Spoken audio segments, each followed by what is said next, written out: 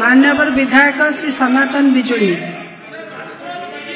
Speaker madam, Mayurbhanj जिलार Subarnarekha जलसेचन प्रकल्प आज को 35 वर्ष धरी चलती।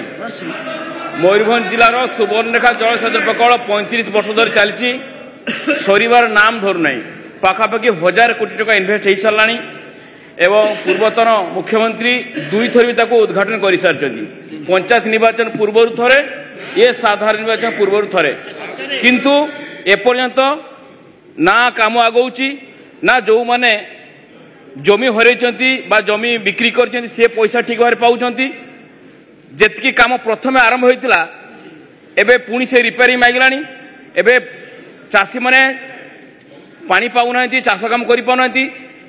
सुवर्णरेखा जलसेचन प्रकल्प हेले विशेषकर उत्तर ओडिशा पूरा चाषी माने सेतरे उपकृत होते, किंतु वर्तमान जलसेचन अभाव से जो केनाल होइछि से भितरे पिला माने क्रिकेट खेलुछंती।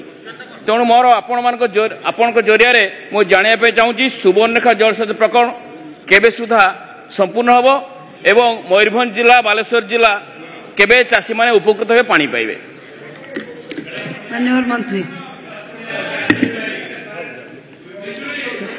इटा स्पेसिफिकली माननीय बाचस्पति महाशय ये क्वेश्चन टा स्पेसिफिकली बलांगीर जिला प्रति आगरू थिला।